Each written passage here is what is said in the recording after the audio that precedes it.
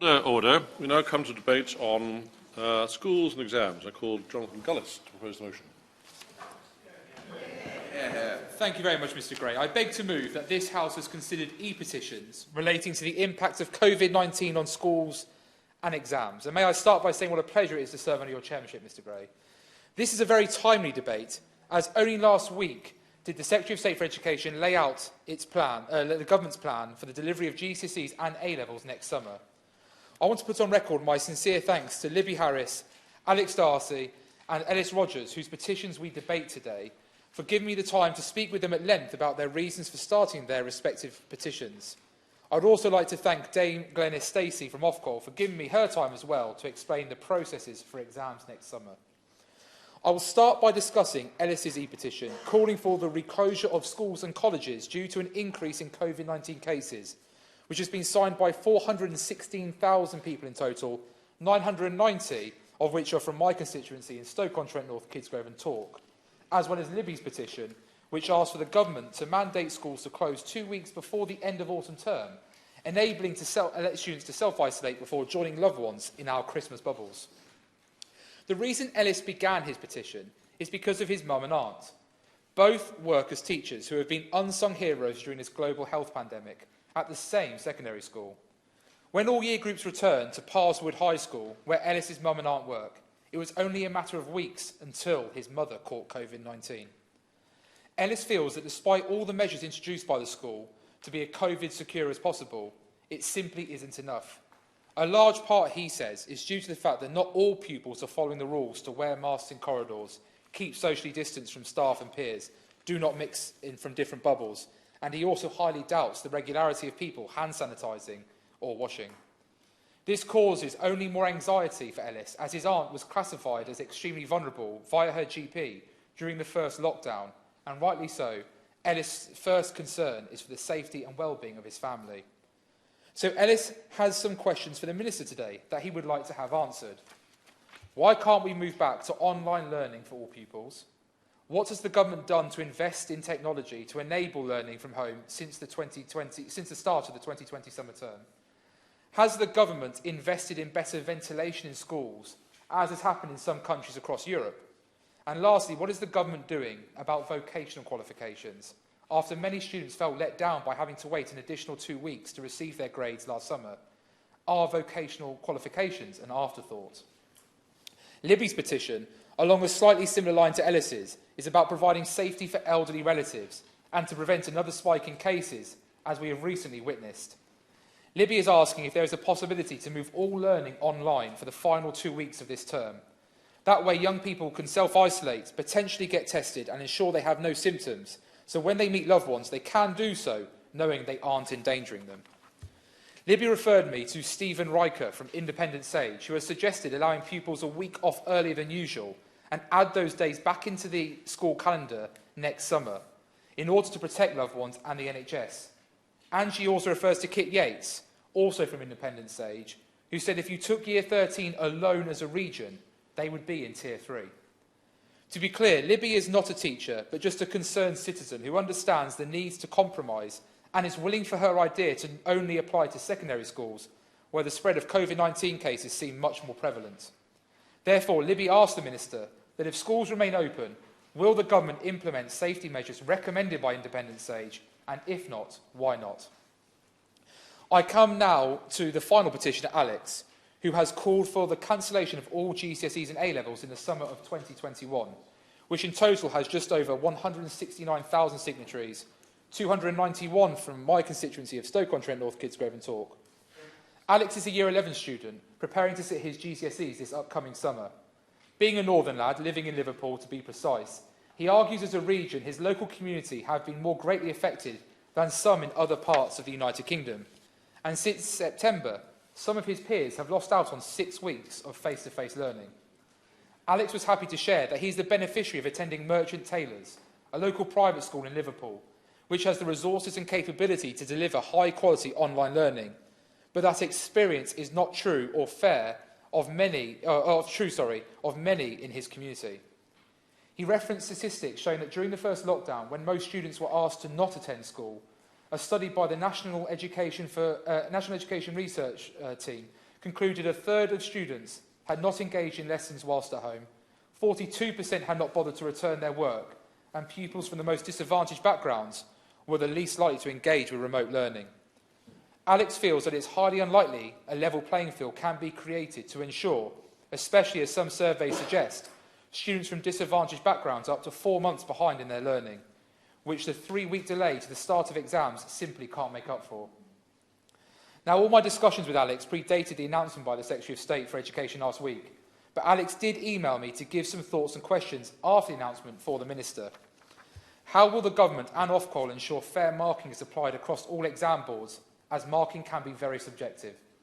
The government must ensure the advance notice of topics and additional support materials is announced as soon as possible to ensure teachers and students can prepare, and that a U-turn must not happen.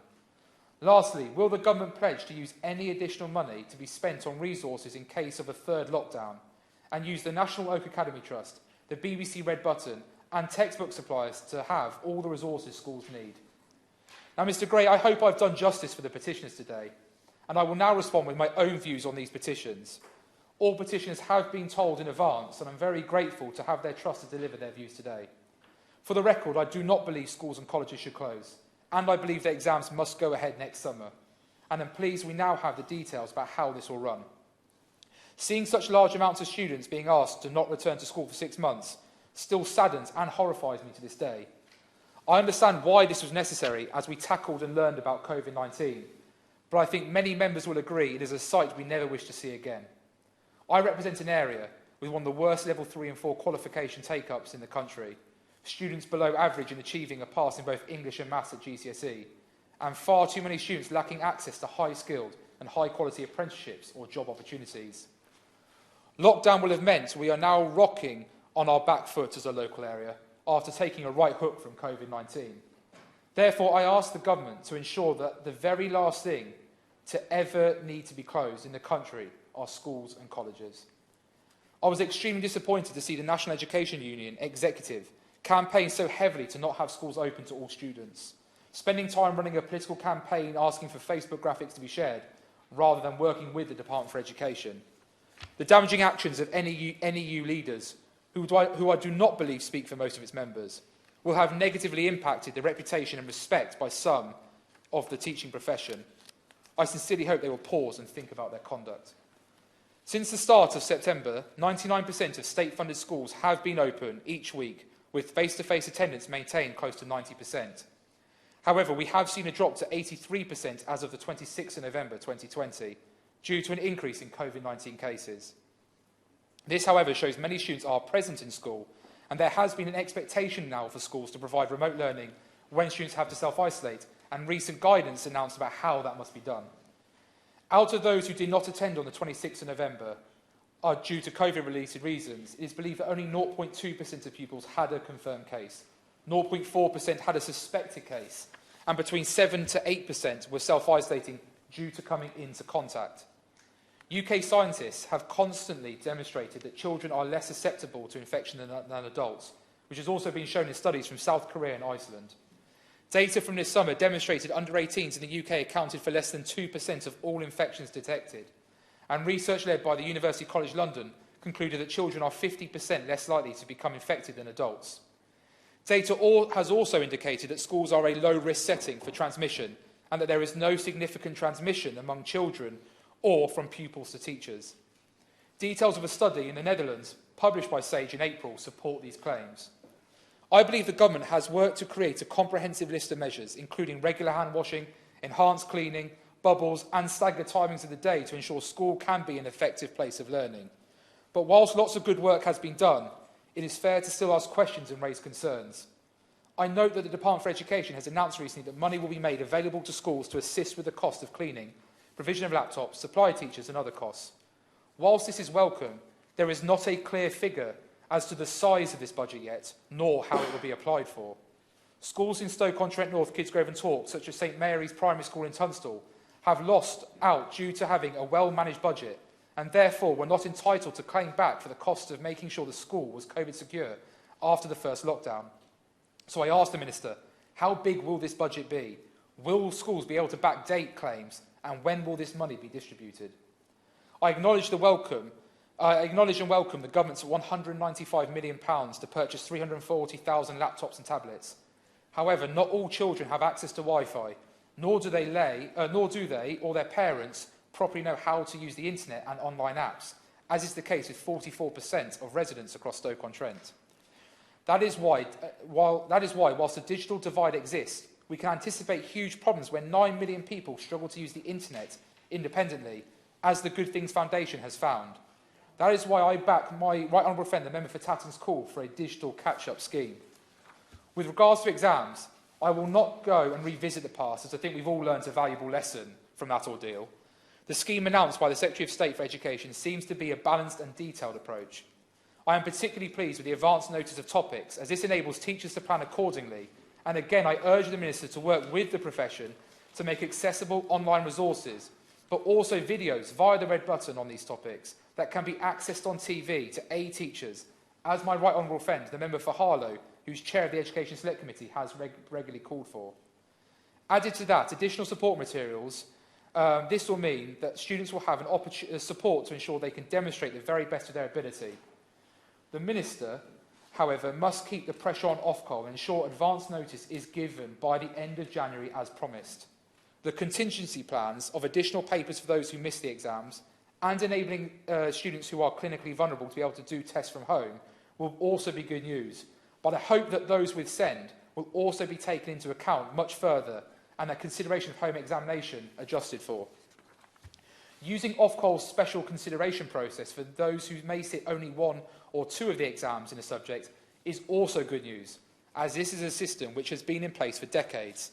However, I ask the Minister to ensure the system has been stress tested, and it is highly unlikely it will have had to handle the numbers that may be used this summer exam series in order to give certainty to Year 11 and 13 students across England. I will also urge the Minister to work with me to have the DfE set up an online portal for the volunteer army of retired or ex-teachers to be exam invigilators, which the Secretary of State has supported. This way, the DfE can waive all costs to conduct CRB checks off the school and enable schools to access those stepping up in the national effort. The Minister also needs to lay out how additional exam markers will be hired to ensure papers can be marked in the shorter time frame and the quality of checking the exam board marking.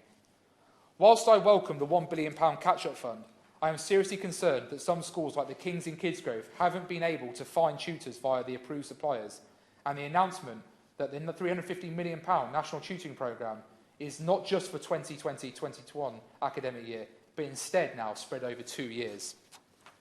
I have long stated my scepticism that this scheme will deliver for students in disadvantaged areas like Stoke-on-Trent, Kidsgrove and Tork, as these large, centrally controlled schemes do not always end up where they are intended.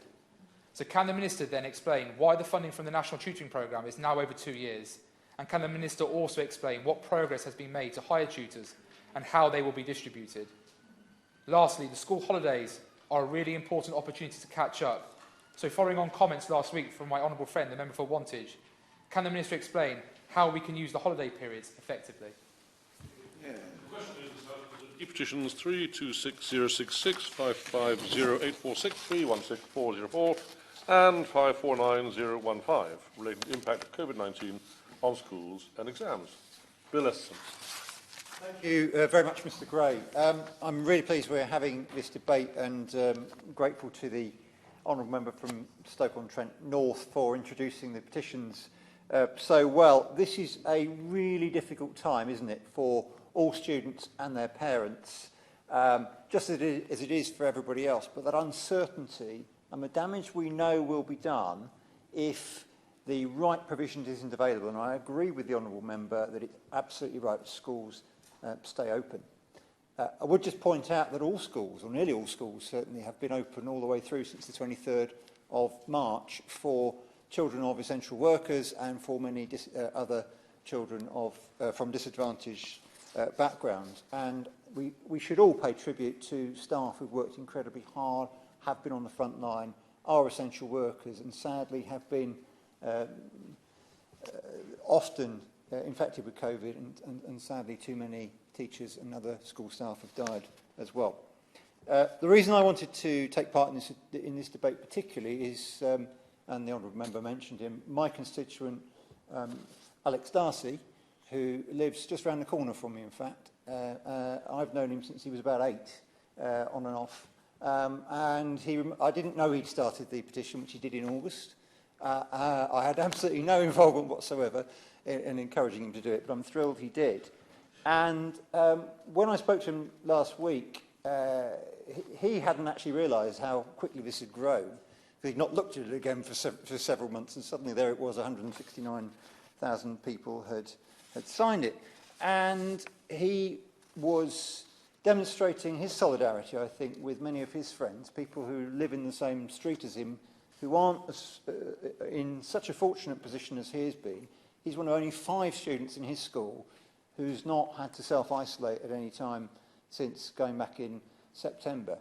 Many others are not as fortunate, and many go to other schools where there's been where it's been much harder. And as the honourable member from Stoke-on-Trent said, children haven't had the online support, and they haven't had the in-school support either. And that's the context in which he launched the petition, because of the missed hours that had been between the 23rd of March and the end of the summer term last year, and he didn't see how it was possible for the exams to take place this year. But the same is true, much of it still applies, if not the point about whether exams should go ahead. Because there has been a very, very serious gap between those children and young people who've had very good access, like Alex, and those who, in the Northwest, anywhere up to 5 different occasions they've had to go home and self-isolate just since September. And for those children and young people, it is very hard to see how they're going to catch up. The national tutoring programme, which the government has announced, and the honourable member pointed out, it's actually over 2 years, not over 1.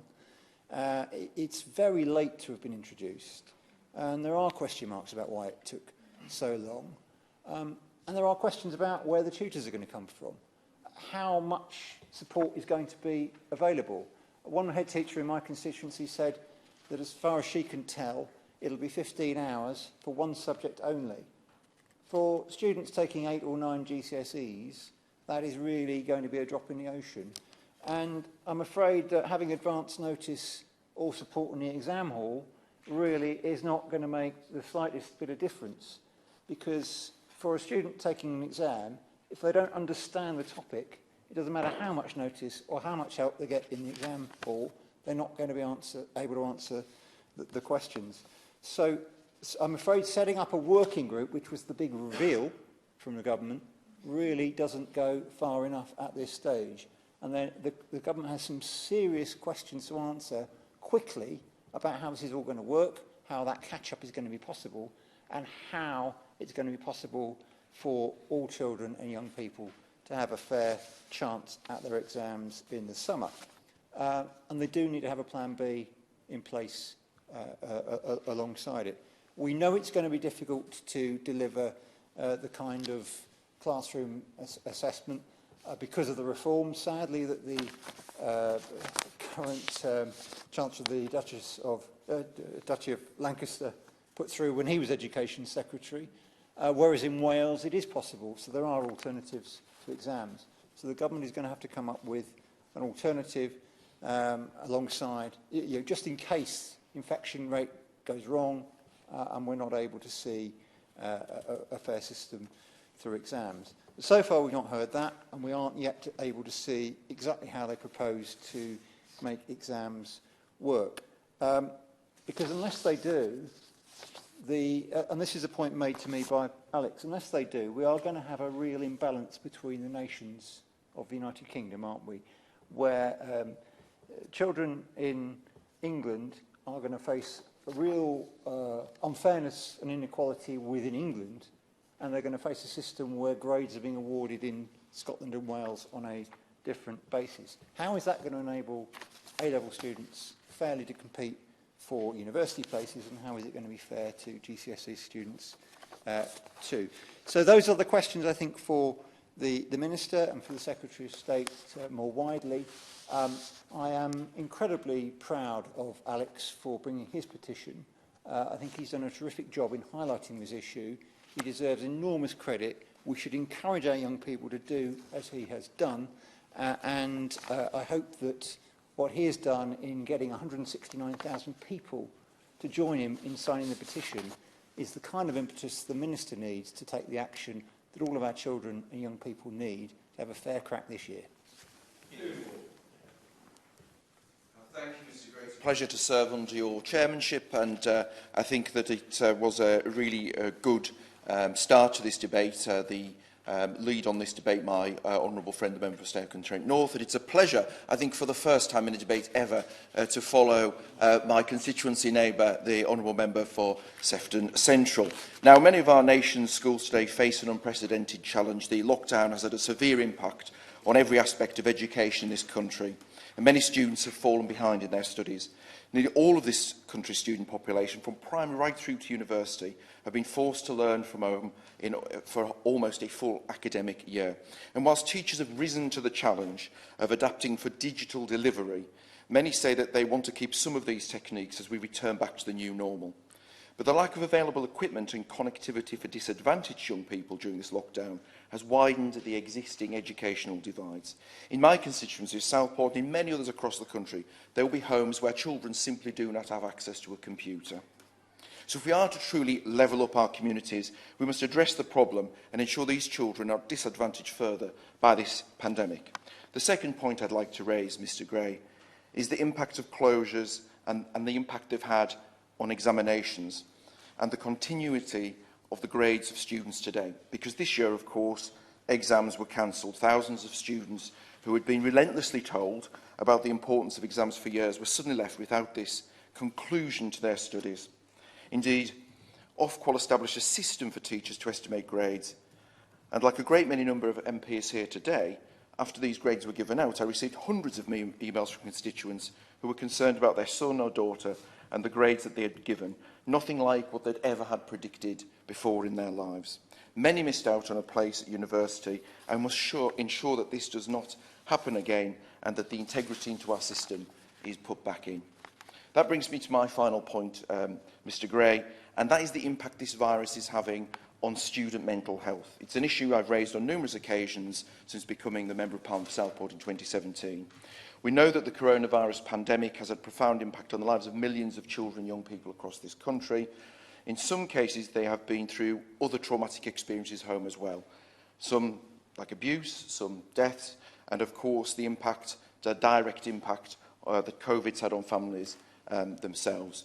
Now, while others have struggled missing friends, for some it's the structure of the school day and no longer having access to that support network that they have lost. And they've lost it and they relied upon it.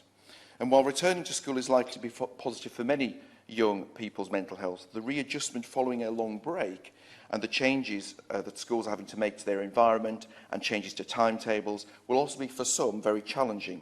Schools need to be able to make well-being their top priority as we return to normality, and they need government support to help them do that.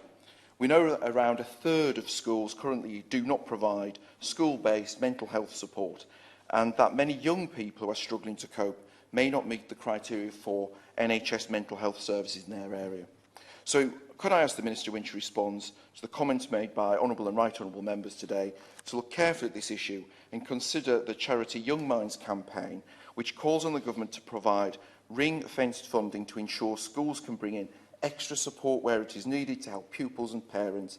It's vital that we ensure that this generation of students, who through no fault of their own, do not fall back in terms of the educational support they receive. Let's get them back on top of their studies. I strongly believe that we need to return to full in-person learning and examination. It is the only way to ensure the fairness between year groups and parity between students from low-income backgrounds and those that are more fortunate. Thank you, Mr. Gray, and it is a pleasure to take part in this debate while you are in the chair. It is also a very timely debate, and I'm very pleased we are discussing this again. And I want to congratulate the young people who stand in solidarity with their peers, but also with their teachers and family members, and have started this petition, and all those who have signed it. Pupils in Bath and across the UK have responded with remarkable resilience to this challenging year. Our teachers and school staff have also adapted brilliantly. And I thank them all for the work they have done to make sure our schools can remain open. It would be an insult to their efforts to repeat the exams fiasco next year. I've said before that I believe a return to exams in 2021, even with a 3-week delay, is the wrong decision. This is about fairness, and we have already heard a lot about fairness in this debate. The time that students have spent in school varies massively across the country. More will possibly need to self-isolate. I'm not convinced that the measures announced by the Education Secretary last week will be enough to level that playing field. We have seen that teacher assessment works. Teachers are fully capable of assessing their students' ability.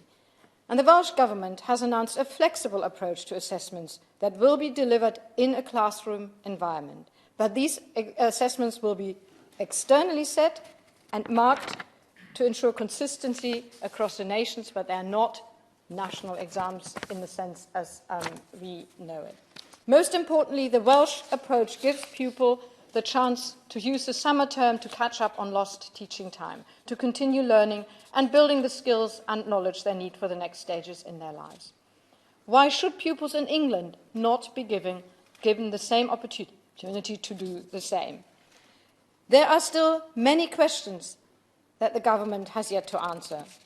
Moving grade boundaries may help some students get higher grades, but how will it make up for the huge variation in teaching time?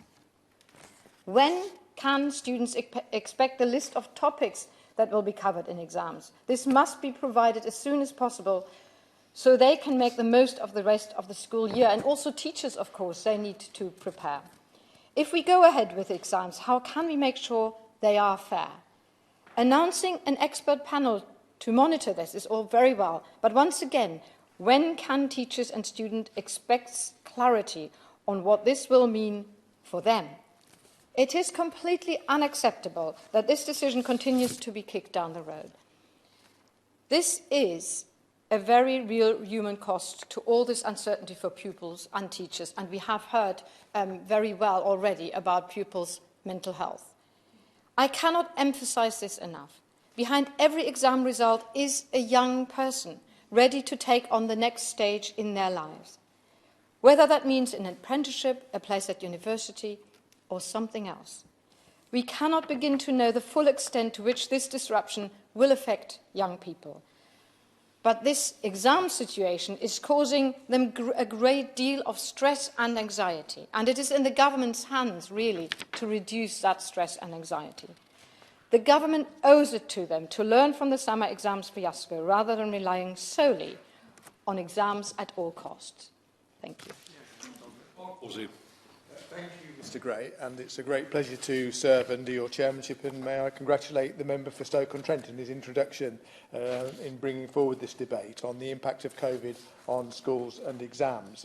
Because this is an important debate, few issues are as important as our children's education, especially in a year in which their education has been more disrupted than at any time in recent memory.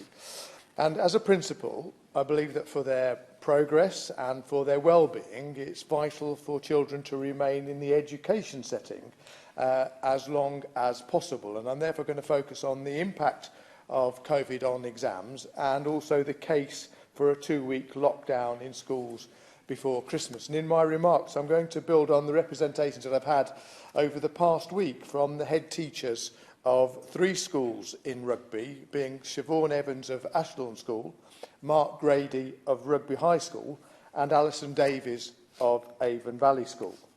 And on the issue of exams, I do recognise, and the Minister will explain, I'm sure, the very great challenge for the government and Ofqual of putting in place a system to treat those pupils who will be sitting GCSEs and A-levels next summer, how to treat those pupils fairly. Because many pupils have lost an awful lot of school time. Now, Ofsted, in its most recent annual report, notes that while we do not yet have reliable evidence on learning loss from the pandemic, it is likely that losses have been significant and will be reflected in widening attainment gaps, and my honourable friend has referred to that. We know that the amount of home study in this time will have varied dramatically according to the circumstances of the children and their parents. And we know that children from disadvantaged backgrounds have missed out significantly in comparison to their more fortunate peers. Mrs Evans herself drew my attention to the fact that her own son, who attends a different school from that where she is head, missed out on 150 teaching hours during the first lockdown and is on course to miss a further 120 teaching hours in this academic year, being a total of 270. Now, I understand that a GCSE is typically 120 guided learning hours or teaching hours, so her son is missing the equivalent of 2 GCSEs worth of teaching time. This is a huge amount of teaching time, even when parents are able to monitor their child's learning, to support them, to put additional resource in place. And of course we know that that hasn't been possible for every child. We know that there are many others at home who have not had the support at home to make up from this lost teaching time. And I've heard accounts from teachers and parents of pupils who have spent that time at home on computers, playing games and staying up late rather than completing their schoolwork. Now, there are a range of solutions and they vary from cancelling the exams altogether to going ahead and pretending nothing has happened. I believe what the government has announced is a pragmatic suggestion by delaying exams for 3 weeks to provide extra teaching time, to give, as my honourable friend referred to, advance notice of the topics that pupils will be examined on, and to provide appropriate aid to pupils during their exams. It is, Mr Gray, essential that exams go ahead because they are the fairest and most accurate way we have to measure attainment. And, of course, pupils themselves deserve to have the opportunity to demonstrate their hard work and show what they know. And only today, Mr Gray, I spoke with the Equality Club at Rugby Free Secondary School, the fourth secondary in my constituency, to talk about the issue of equality. And the government should take steps to make sure that no pupil is unfairly disadvantaged simply by virtue of having been born in a particular year. In this case, whether they were born in 2003, 2004 or 5, and then sitting their exams in either 2020 or 21. It's imperative that we have a level playing field on the applications for jobs and for universities of the children who sat exams in these 2 years as those in the years preceding it and the years afterwards, as we hope will be the case when everything settles down.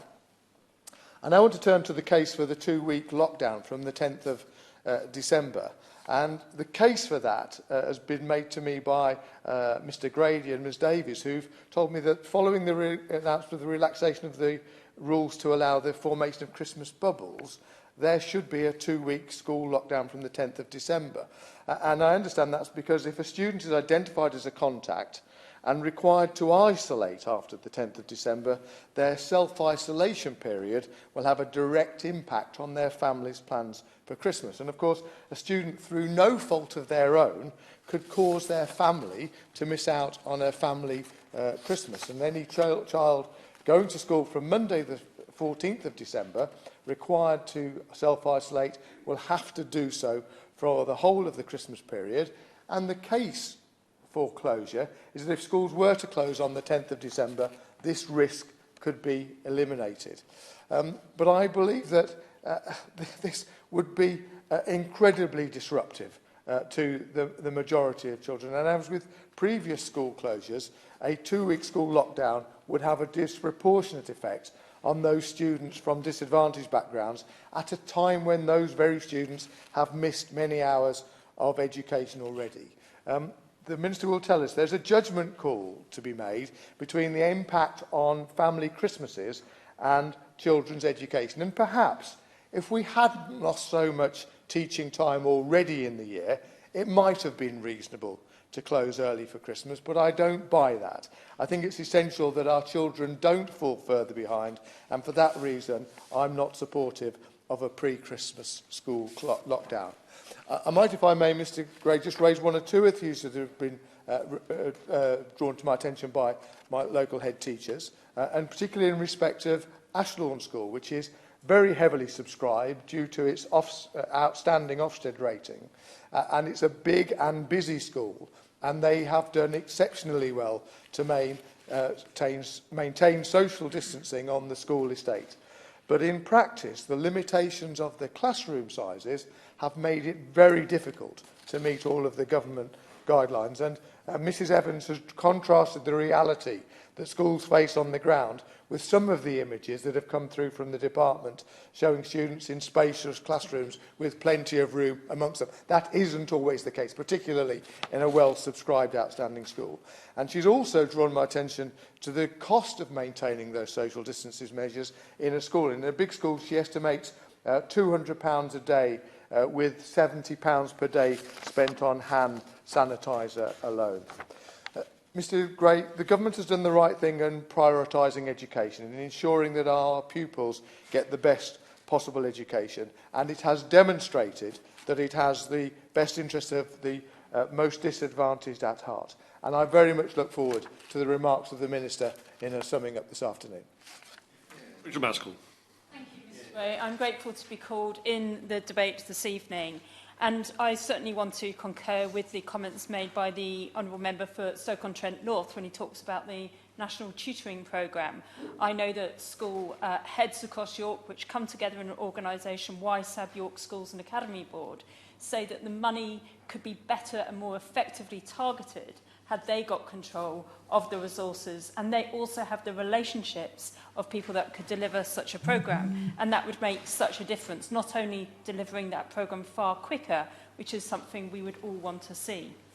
I also concur with some of the comments made within Libby's petition in looking at bringing schools down earlier before Christmas, in being able to displace that time at another point in the calendar in order to keep families safe. Every day we are seeing hundreds of children in our constituencies not at school. In York, 545 children not in school, in one of the lowest areas of infection in the country. And therefore we have got to hold this in balance to look at how we can put the right measures in place to keep families safe, but also to ensure there is minimum disruption to children's education.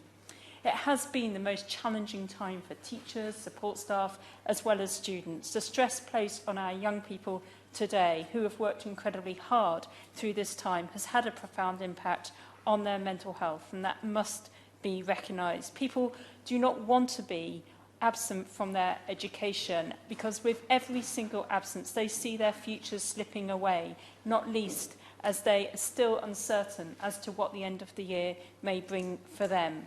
One thing they are certain, though, is that it's driven greater inequality. I decided, in researching for this debate, to go back to some source reports, drawing on academia in particular and looking at Ofqual reports too, looking at the assertion which government keep putting forward that exams are the best form of assessment. I have to say, from Ofqual's work and others, that is not what the evidence is saying. For instance, there is inequality which is hardwired into the system, showing that male students perform better than female students in exam-only assessments, and therefore we need to look at that issue. While female students perform well, they also excel where there is coursework involved, and therefore that hybrid model, which Labour very much did champion in its time in government, struck the right balance, and that is certainly borne out in the evidence that is put forward by academics. They also have shown that where there is proper access to IT and broadband, a safe and secure learning environment, that it removes so much of that inequality we see around socio-economic status. And that's why it's absolutely right for the government to prioritise this. And sadly, that has been lacking throughout this pandemic, showing there is greater divergence, particularly for pupils who already have lower attainment, and therefore that growing inequality in our education system is of great concern. As set out by the Journal of Child Psychology and Psychiatry last year, they cite that teacher assessment during compulsory education is as reliable as formal external exams. They too found no bias on the ground of ethnicity or gender for this type of assessment, however, recognise the impact that it is having on well-being, as did the Mumsnet survey of 1,500 parents who identified the impact now exams are having on children's mental health. 2 in 3 children experience anxiety and sleepless nights. 1 in 10 having severe impact on their mental health. 9% seeking medical health. 1 in 5 pupils in tears. 31% experiencing exam stress. Research has shown how exams, not least the gold standard exams, have exacerbated poor mental health, resulting in a 3rd increase in medical referrals, panic attacks, breakdowns, crying, fatigue, and imploding children emotionally. It is the poor mental health which is creating a new disadvantage through exams, where those who are breaking under the system are performing worse in exams. And this must be taken into consideration, not least with the escalation of pressure when you know that you are sitting exams, perhaps having many days of absence when other pupils have been able to attend school. And now we have a system with 4 different nations having 4 different systems and pupils applying to universities for the same places. And therefore, greater inequality is being built into the system. And sadly, the government's announcements last week, whilst welcome to hear the work that they have been doing, has not addressed the deep concerns of inequality in our system. And certainly, most young people still don't know what lies beyond that point. With only a 3-week extension to the academic year, as needed as it may be, will not address the missed opportunity children have had. I spoke to one parent whose daughter had only had 16 days of her A-level biology course, which she sits the exam next summer, since March. So how will she compare with the pupil who has been constantly in education over that time? No contact for 3 months with her educational establishment. The gap is so large that we cannot depend on an end-of-year exam-only assessment, and that is clear. And I'm sure the government will be coming back after it's sat in its work group to make further announcements. But there's one more question, and maybe it's a bigger question that I want to put before government, and that is, what is education for? Surely we need to return to that classical understanding of the acquisition of knowledge and the ability to apply it. Passing exams has little to do with this, and therefore its assertion that exams are the best form of assessment are not proven by the academic evidence, but not proven in being able to advance people's education. We can trust our professional teachers, educators to nurture and assess our young people with centre-based assessments for all. Yes, nationally moderated, absolutely. We could turn the stress and tears to joy and prove that education is not just about exams. If the Minister fails to do this, I trust that the higher education sector will take control on how they will admit their next generation of students and force the government to think again. Jane Hunt. Thank you very much indeed, Chairman, and it's a pleasure to serve under your chairmanship, Mr Gray. May I first thank the petitioners, my honourable friend, the member for Stoke-on-Trent North, and of course the around 600 people in my constituency who've signed these petitions. I'm pleased that MPs have the opportunity to discuss the petitions today, but I would like to focus my speech on 2 main aspects. The first, calling for schools and colleges to close due to COVID-19, and second, the call to cancel examinations. While I appreciate the arguments of colleagues, I am not supportive of closing schools or colleges. School closures are incredibly damaging to young people, to their education, health and mental well-being, and so must only be used as a last resort. I am very grateful for the best efforts of teachers and parents during the previous closures to provide high-quality remote learning, as well as in-house learning for vulnerable children and children of key workers earlier in the year. We owe our teachers in particular an immense debt of gratitude, as they have worked tirelessly right through the year to support students, often going beyond teaching, to ensure that emphasis is placed on the young people's well-being. However, the period of partial school closures will inevitably have led to many children especially those from disadvantaged backgrounds, falling behind. And we cannot put the futures of our young people at risk. There is simply no substitute for face-to-face learning for those at a young age, and so I will continue to support the government in keeping schools and colleges open.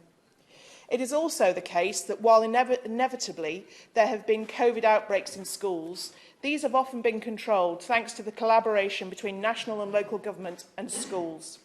There is also clear evidence that children are much less susceptible to the damaging effects of COVID-19, and ONS data identifies teachers as a low-risk profession.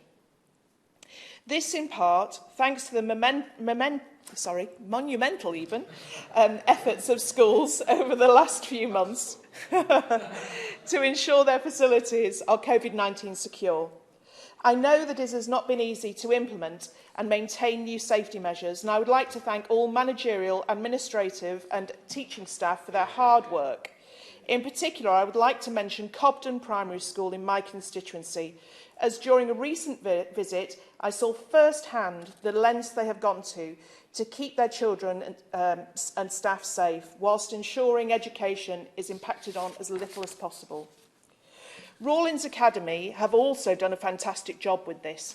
However, the school has found it more difficult than others due to the limited space they have and the nature of their facilities. The school staff and head, most especially, have done their utmost to reduce the impact on education, but there have been cases where bubbles within the school have been out of the school for some time. This is far from ideal, and I raised this specific case with the Education Secretary recently. Therefore, instead of closing schools, which only hinders social mobility, widens the disadvantage gap and places a burden on working parents, we should continue to work with them to ensure they have the resources and infrastructure they need to safely accommodate students and teachers, either on-site or supplement their current facilities with additional local buildings and resources, should this be necessary. And I would ask the Minister to look at the specific case of Rawlins Academy in Loughborough on this issue. On the matter of exams, I am not in favour of cancelling them. In my view, we would be denying the child the moment to demonstrate all they have worked for and achieved and give them the confidence to progress further. However, I do think we should look to see what adaptations could be made to aid schools in delivering the examination timetable, should social distancing still be in place next summer.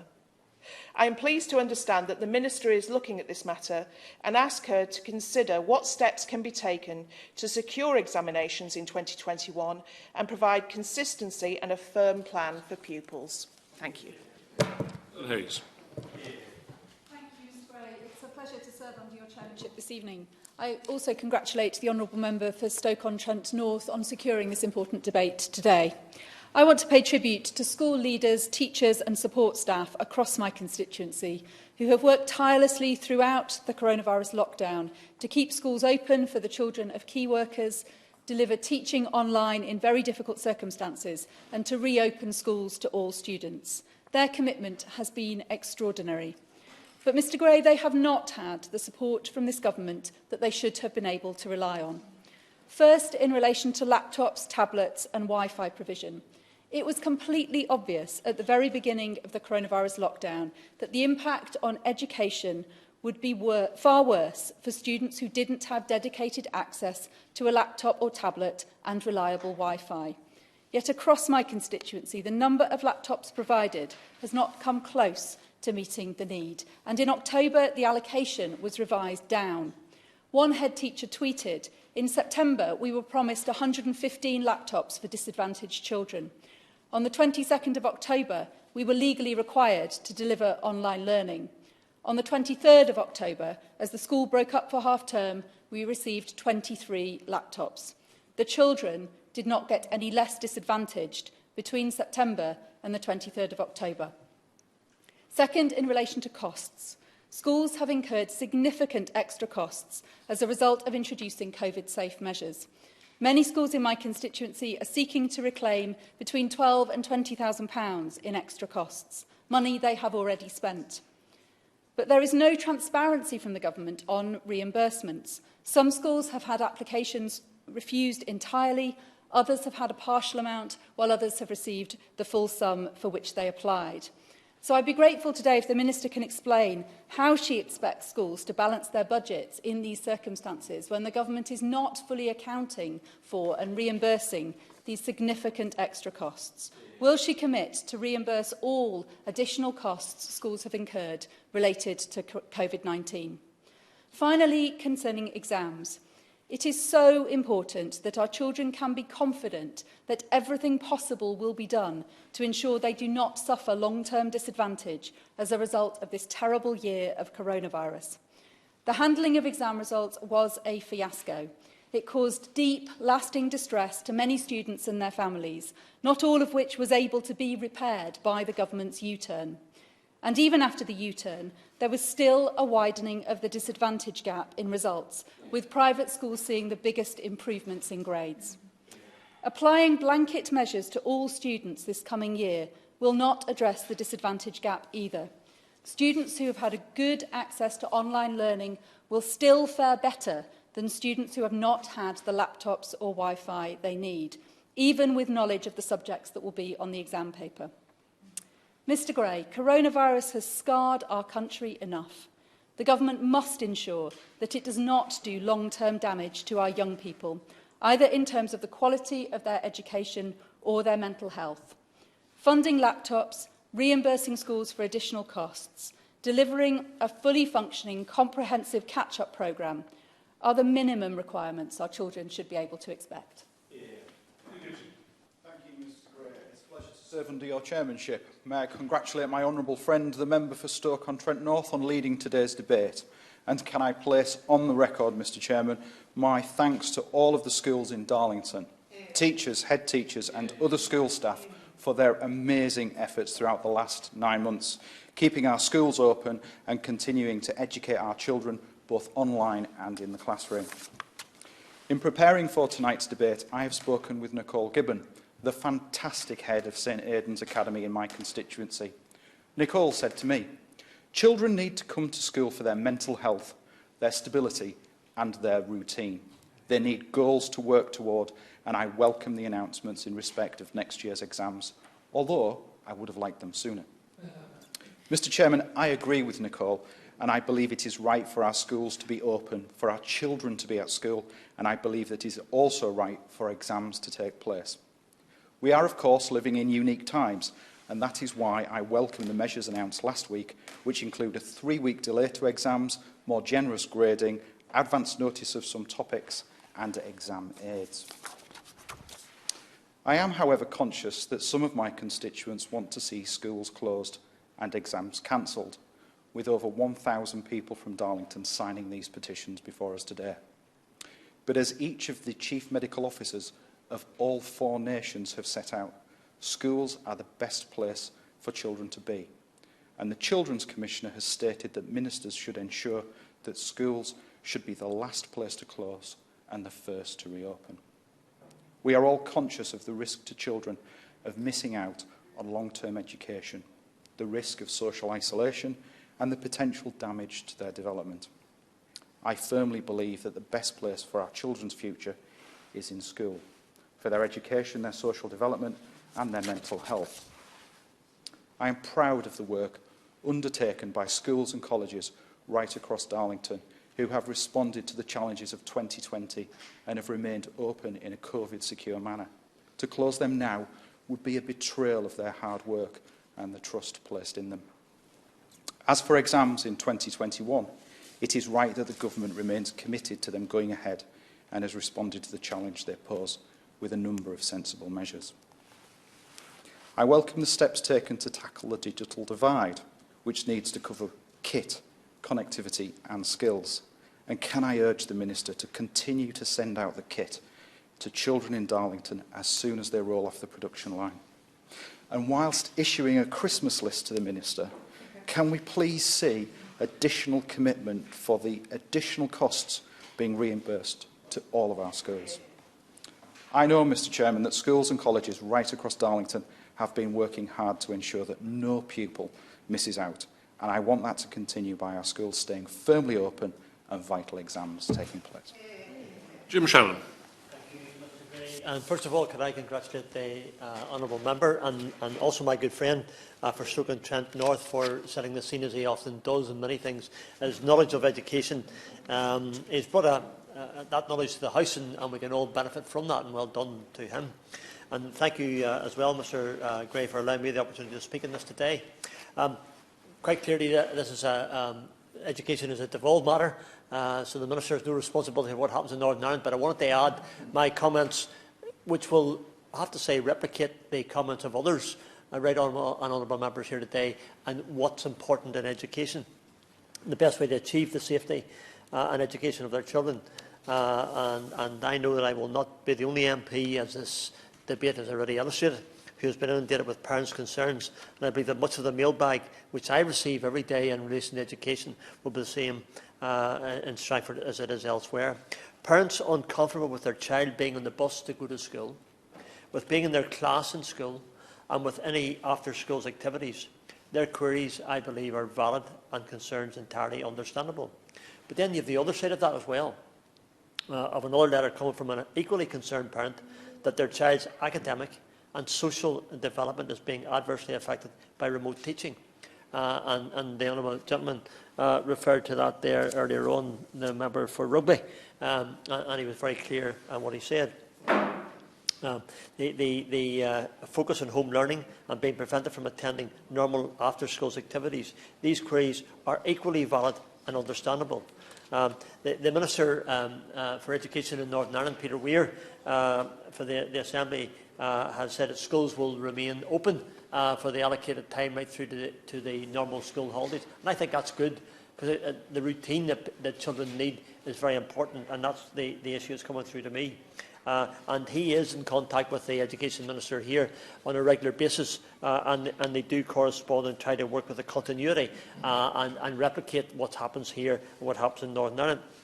I hear from teachers who are concerned for their families, as it seems that every day we hear of more community transition, and although the rate is lessening thanks to steps taken, it is still in schools. And I hear from teachers concerned for the health of their loved ones at home. My granddaughter, there was an outbreak of Covid-19 in their school, and the two Year 8s and Year 9s had to go home of that school. I'm not going to mention what the school is, but those were precautionary, and it was good that they're now over that, and there's been no fatalities or anything serious that's come out of that there, and all teachers and pupils have recovered.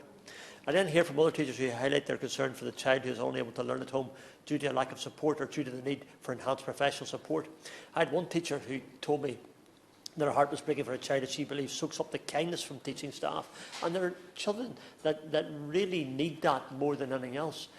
When she went to call her mum on Zoom to check on her, as she was doing when they were in the COVID lockdown, she was unable to get through. The child returned to school after lockdown was withdrawn, was quiet, was uncertain, and the teacher's own words, her heart literally ached for her. This child is not in any physical danger, let's be quite clear.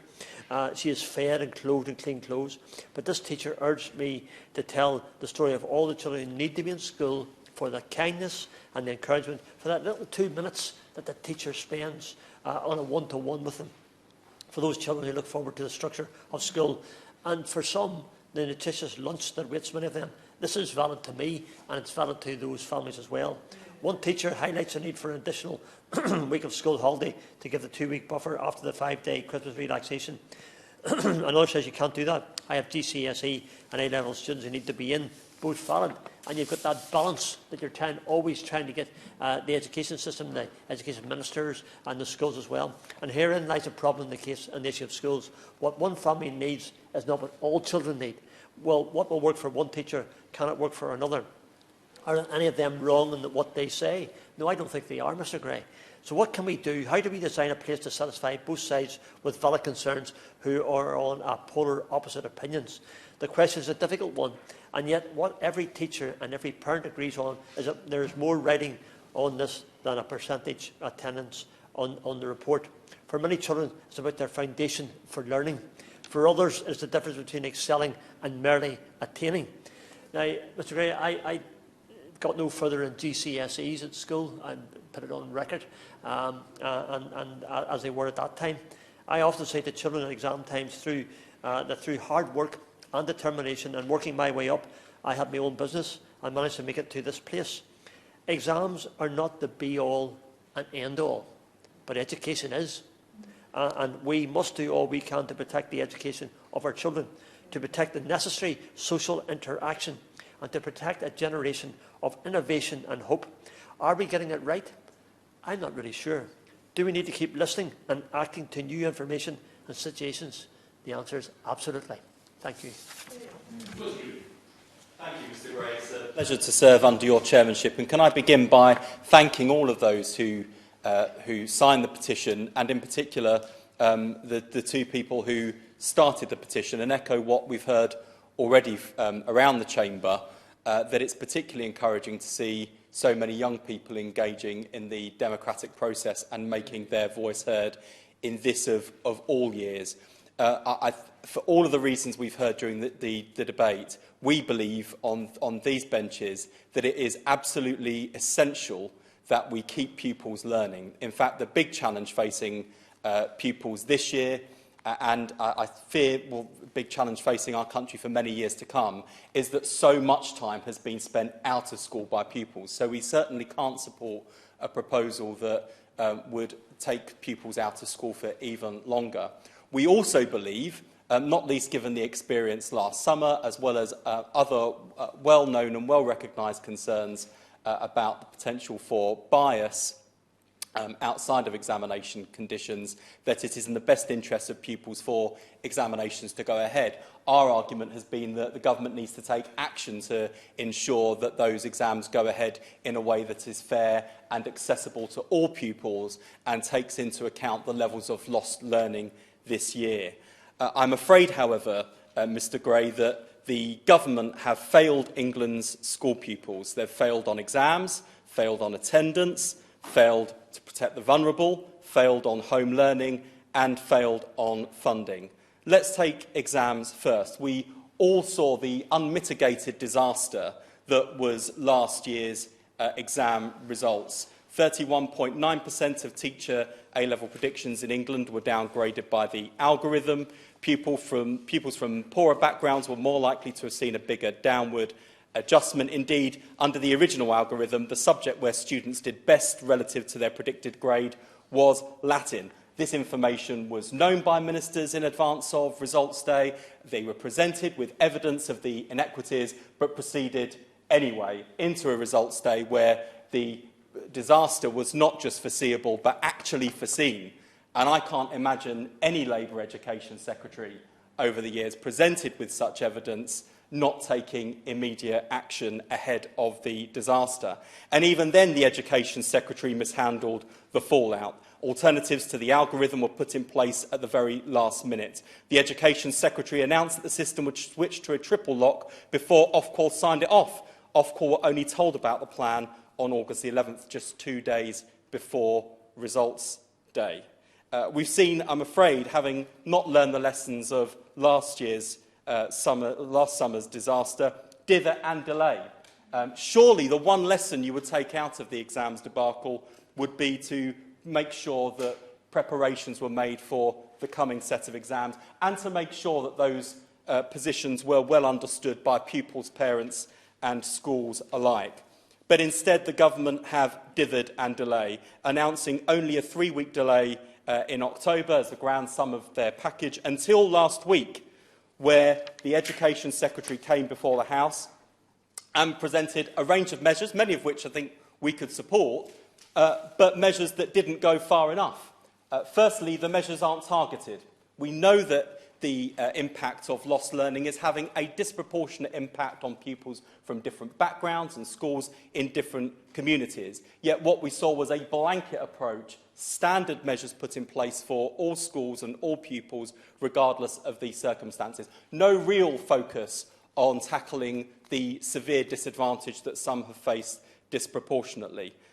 We also saw the big announcement, it seemed, was the proposal to establish a new expert group to look at differential learning, and I'm quoting now, monitor the variation in the impact of the pandemic on students across the country.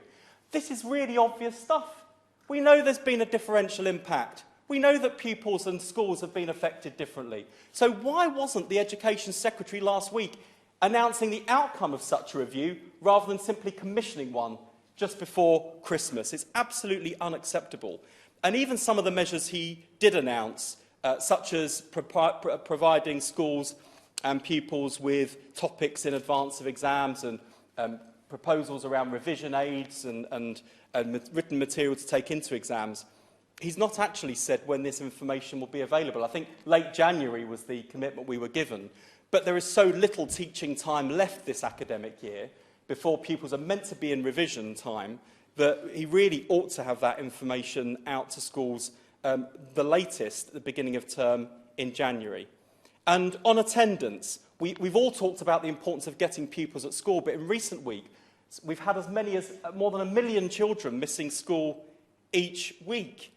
And worse still, the government is hiding the extent of the crisis by refusing to publish a regional breakdown of data. Now, finally, we've got a commitment out of the department to publish that regional breakdown before the end of December. But if we don't know the extent of the problem, how on earth can we possibly work to tackle it? On vulnerable children, we know that the rates of absence for children with social workers and for children with special educational needs are even higher than the general figures. We also know that prolonged absences have been a disaster for the most vulnerable children. Only last week, Amanda Spielman, Ofsted's Chief Inspector, said, and I quote, "COVID-19 has exposed an already crumbling infrastructure that fails to meet the needs of our most vulnerable children all too often." I mean, that would be shameful enough were it not for the fact the Education Secretary and the Department were dragged in front of the courts to be held to account for their failures of their statutory duty to protect the most vulnerable children. And that's not to say anything about the reprehensible decision by this government not to provide the necessary support to feed vulnerable children over October half-term. And if Treasury sources are to be believed, because the Education Secretary and DfE didn't even ask for the money to provide that support. On home learning and catch-up support, we've seen the failure to provide enough laptops. Only this particular Department for Education, led by this particular Education Secretary, could be so incompetent as to, on one day, provide schools with a new statutory duty to provide home learning, and on the very next day, cut the provision of laptops by 80%. Of course, some people are doing very well out of this incompetent and overly centralised means of providing laptops. Computer Centre's founder and director, Philip Holm, has given thousands of pounds to the Conservative Party. His wife gave £100,000 to the Tories during last year's general election. And, of course, companies like Computer Centre just happen to have been given lucrative contracts by the government.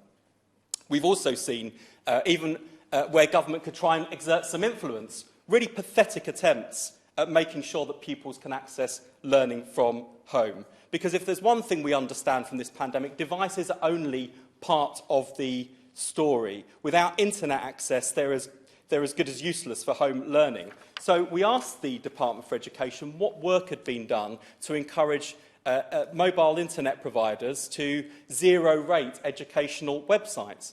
And in a reply to a written question, the department said, to further support disadvantaged households who rely on a mobile internet connections, the major telecoms companies have zero-rated the Hungry Little Minds site. Now, no doubt the Hungry Little Minds site is great, but it's just one site. What about the BBC? What about the Oak National Academy? And we asked if any other websites had been zero-rated, or if the government couldn't list any. I mean, it is just absolutely outrageous. The National Tutoring Programme, we've already heard, £350 million intervention this year to fund a national tutoring programme. While not sufficient, we would have hoped would give some support to those who need it. And then we find last week the department's fiddling the figures. And actually £350 million isn't £350 million for this year, it's £350 million over 2 years. So we effectively halve the funding. And if I've got one big overriding problem with this department and its Education Secretary, is it isn't focusing enough and targeting enough on the most disadvantaged. So to find already a limited pot cut in half is deeply disappointing. And of course, as we heard from so many around the chamber, and I think this is a cause of cross-party concern, schools have been seriously shortchanged, and as a result, their pupils are seriously shortchanged because the department is not covering the true cost of COVID. All of those measures. Head teachers have got enough to worry about. They need to be able to put in place the safety measures with the certainty to know that they, their schools, and most importantly their pupils aren't going to be shortchanged by the government. And what we've heard so far simply isn't enough. Now, just say in conclusion, Mr Gray, we want to hear from the Minister, and I'm very sorry that for the second time that I can recall in recent weeks, the poor Minister's been sent along to take a brickbat for other people. She had to take brickbats on Union Learn, and the disgraceful decision to scrap that, which no doubt came from the Education Secretary and some of his bizarre ideological hobby horses. And now she's having to take brickbats for the Schools Minister, no doubt because he's absolutely sweating it ahead of appearing for the Education Select Committee, where they've got difficult questions. So I welcome the Minister here. I feel very sorry that she has to account for all of this. And I just want to conclude by saying an enormous thank you to all of the staff, school leaders, teachers and support staff in our schools who've been busting a gut to keep pupils learning. When I compare their efforts to the work of the Education Secretary, they are truly lions led by donkeys. Thank you, Mr Gray. It's a pleasure to serve under your chairmanship, and I congratulate my honourable friend, the member for Stoke-on-Trent North, on securing this debate. And I'm also grateful to the petitioners, Ellis, Libby and Alex, and the Petition Committee for giving us the opportunity to discuss these important topics of opening schools and colleges and ensuring exams can fairly take place in 2021. And I would like to offer my thanks, as I'm sure would all of my colleagues in the House, to the phenomenal efforts made by teachers and all educational leaders in the recent months as they have adapted to the changing environment we all live in. And the work of schools and colleges has been critical to ensuring that students have continued to access education in some way and to continue to feel connected both to the classroom and their peers, although we do accept that this has not been an equal experience across the whole country. But when developing our approach, we have always kept the interest for both students and teachers as our priority. And since this pandemic began, as a government, we have rightly put education first, and we will continue to do so. We cannot and must not let COVID destroy this year of education, which is why we have taken steps to keep schools and colleges open and exams on track. Now, the return to school in autumn was driven by clear benefits to young people, children, of a return to educational settings. And these benefits remain unchanged. Keeping schools and colleges open, as many honourable members have said, is important to mitigating some of the largest risks that have materialised during this period for children and young people who've spent time away from educational settings.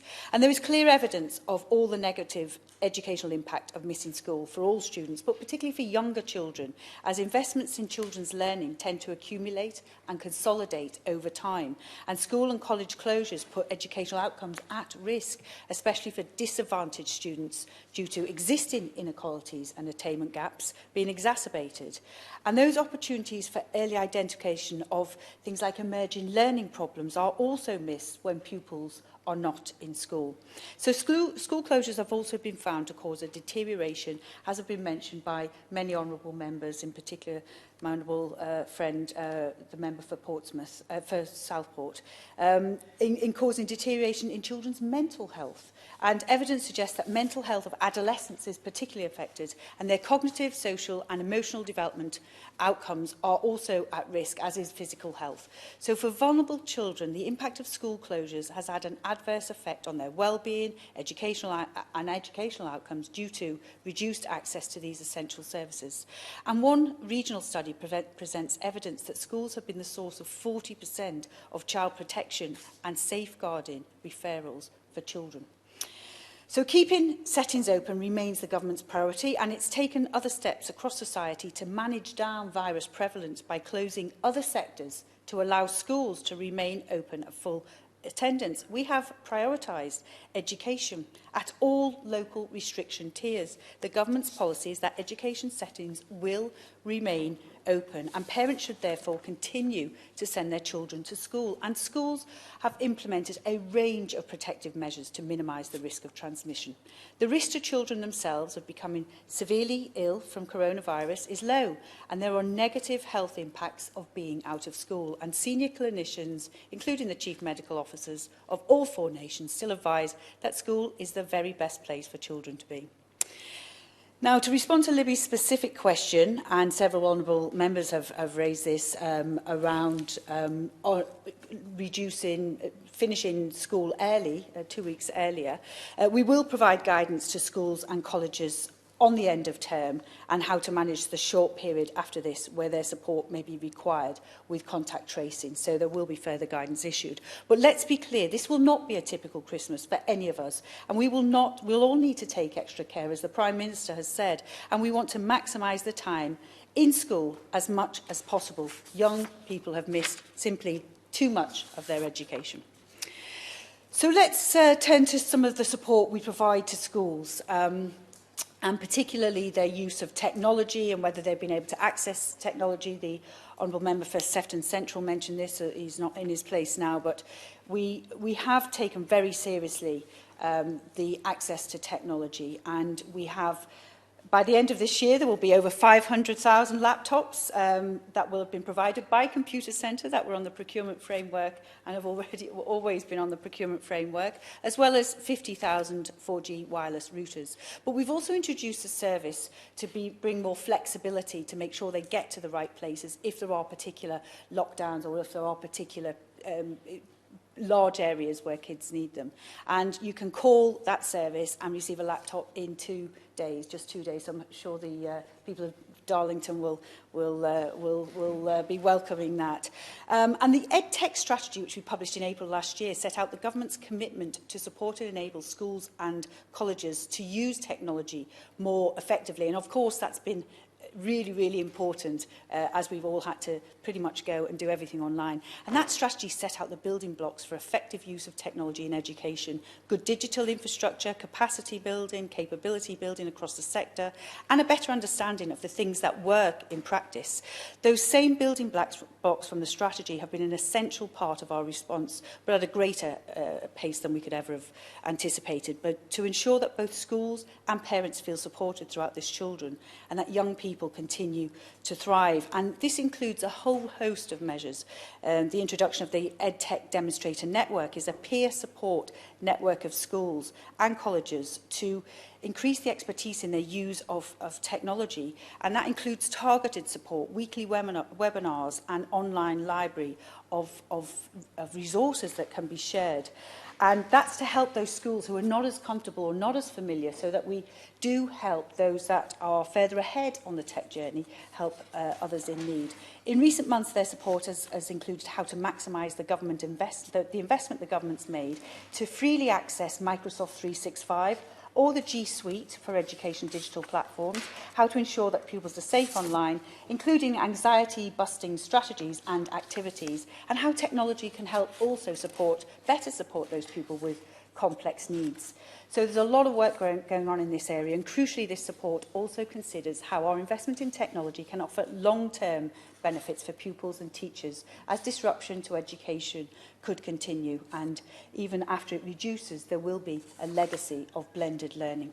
On 27th of November, the Department announced a new COVID workforce fund for schools and further education to help them remain open, and it will fund the cost of teacher absences over a threshold in schools and colleges for those with high staff absences that are facing significant financial pressures. And the fund will help schools and colleges to meet the cost of these absences that they've experienced during the period from the beginning of November until the end of this term.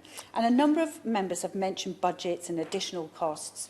Schools have already received payments of £102 million for exceptional costs during the summer months, and there will be a further opportunity later in the year for schools to claim any costs that fell between March and July in the same approved categories for which they did not already claim in the first window. And we will continue to review the pressures and schools and colleges are facing into the next term. Happy to give way. Way. Some schools in my constituency have received no, despite having claimed for costs incurred over the summer, have received no reimbursement from the government. Can the Minister explain why this is happening and how those schools can be expected to balance their books this year? Obviously, there is criteria for each of these funds, which I don't know the situation in particular, but I'm certainly happy to write to her. But there are criteria around the funds, and they may not have met that criteria. And certainly one of those will look at the whole of the school budget as well, and reserves in particular.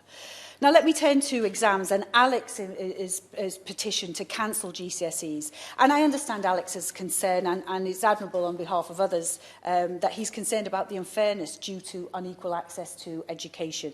And of course that's what we are continuing to do everything in our power to ensure that young people are evaluated and evaluated fairly in the coming year. But what we have to realise is there is no perfect system. All the other systems have flaws and downfalls. And in the current climate, the decision to hold exams does demonstrate our commitment to ensuring that this is the fairest possible outcome for all students. And as the Secretary of State set out last week, the fundamental problem with this year's exams is that we try to award grades without actually holding exams. And we're not going to repeat that mistake. And this is really difficult to do. And it actually got me, like the Honourable Member for Strangford, thinking back to my own experience. And I am pretty sure, and I come from the same area as Alex, Liverpool, but I'm pretty sure from my Knowsley Comprehensive School, where I did pass 10 O-levels, there is not a single teacher in that school who would have thought I would pass 10 O-levels. The culture of education was such that you had to hide any of your homework and what you were doing. And I'm pretty sure if I'd have been in school during this period, I would have been lucky if I'd have been passed with 4. And I wouldn't have been confident enough to think that I could have passed 10 either. So they are a really important way, actually, of enabling people to show just what they can do. So holding a successful exam series in summer 2021 remains a vital component of our strategy to maintain continuity of education, support our young people, to make sure that they can progress with their qualifications fairly awarded, and to ensure a successful delivery of the 2021 exams. We are going to consult with key stakeholders, such as unions, schools and exam centres, to discuss the logistics around this series in terms of venues, invigilators, etc. But we support Ofqual's decision that in awarding next year's GCSEs, AS and A-levels, grading will be generous and will be aligned with the overall standards awarded this year. And Ofqual is working with awarding organisations to make sure students studying for vocational and technical qualifications, a point raised by the Honourable Member for Stoke North, that those VTQs will also lead to similar progression opportunities as A-levels and GCSEs, and they are not advantaged or disadvantaged in comparison. And to help students target their revision, we will be providing, at the end of January, they'll be given advance notice of some of the topic areas that will be assessed in their GCSE and A-level exams. And we'll also provide exam support materials such as formula sheets in some exams to give students more confidence and reduce the amount of information they need to memorise for exams. We really are trying to reduce the stress that students feel when they're taking those exams by narrowing what it is that they know to expect in the exams, and also providing the aids so they don't need to worry about memorising all of the formulas, etc. Students, yes, I will. I'm really grateful to Minister Kinway. The announcement that the government's going to be producing this at the end of January is hardly giving pupils an opportunity for their mock exams to actually experience this new world of exams. So how will the Minister ensure that young people will have confidence in going into that new environment? I think the point of the end of January is the objective here is not to reduce the amount of teaching, but it's to be an aid for pupils to be able to focus their revision and catch up if it's required. So it's not to actually narrow the curriculum or narrow what's been taught, but it is to enable, particularly for catch-up, and we've all mentioned catch-up, but for revision as well, for them to be able to narrow, to be able to focus on those areas. So that is the point, and that's why the end of January has been seen as the right date. So students taking vocational and technical qualifications, they can also expect a number of additional flexibilities, including the reduction of assessment for optional units as well. We want as many students as possible to be able to sit their exams. So for this reason, we've also got a contingency package if they miss their exam because of self-isolating, illness, etc. So in the minority of those cases where they cannot sit all their papers, there will be additional means by which they can take a future exam or still be awarded a grade, including additional papers available after the main A-level and GCSE exam series. And similarly, the same for VTQ students who have not been able to complete all their necessary assessment. So it's not easy, it's not perfect. We are dealing with a situation where there has not been equal access to education, and the catch-up obviously is happening right now. But we've taken these steps to make sure students and teachers do not lose out because of COVID. We've taken them to make sure that they can still reach their aspirations, to make sure that coronavirus does not drag down educational standards, but instead we continue to try and level up across the country. And I want to thank all of... I'm sorry, I won't. I would love to, but I want to leave some time for the honourable member. I want to thank all of our dedicated teachers and support staff for their continued commitment to supporting children and young people. We all know when we go back to schools how much young people are loving being back in schools. Even if they really are, trying to catch up, they still want to be back there. And I remain confident that the measures we've put in place, together with the continued dedication of educators and support staff, will do just that. And thank all the honourable members for taking part and the petitioners for raising this subject. Thank you very much. Thank you very much, Mr Gray. I'd like to place on record my thanks to all who have taken part, honourable and right honourable members across the House today in this very important debate. I think that there were some really strong points made about fairness across the United Kingdom by the honourable member for Sefton Central and the honourable member for Strangford, and completely concur with their comments that I am concerned about the fact we have different systems going on in different parts of our United Kingdom, and think that actually this would have been a good opportunity for all parts, all regions of the United Kingdom to come together as one to agree a system to ensure fairness. I absolutely as well have concerns, and I think it was raised by the honourable member for York Central, about the deferment of students from 2020 going into this year, along with those students who will be applying for university at the end of their summer exams in 2021, and whether universities will be able to handle that, and whether students will miss out on potentially their first choices because of the situation there.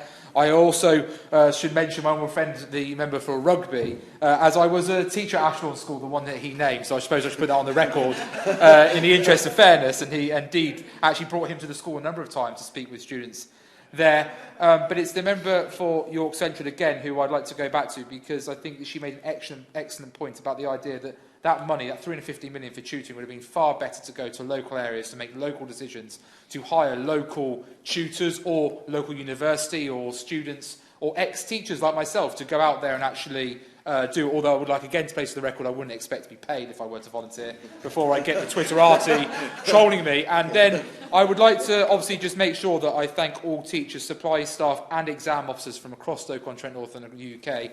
And before I sit down, I can't help it, because the Shadow Minister, I'm looking forward to sparring with him many times in education. When he refers to the government on exams from last summer, I would remind him that it was Labour-run Wales and the Scottish National Party who run Scotland who also had to realise that their algorithms had gone wrong. He talks about advance notice and the issues there. Well, there's 1,000 exams that need to be written, so there's obviously an issue that exam boards need time to work with Ofqual to make sure that the topics are fair and balanced. And when it comes to lions led by donkeys, I do enjoy that old line from when I was teaching history. I thought at one moment we were talking about the NEU leading the leader of the opposition with regarding to his constant non-committal in June over whether or not schools should be open or not. So, but I'm glad that perhaps I may have misheard him or misunderstood. But I thank all members for taking their time in this debate today. Is that this House has considered e-petitions 326066, 550846, 316404 and 549015 related to the impact of Covid-19 on schools and exams. May there be say aye? Aye. Contrary, no. I think the ayes have it. The ayes have it. Order.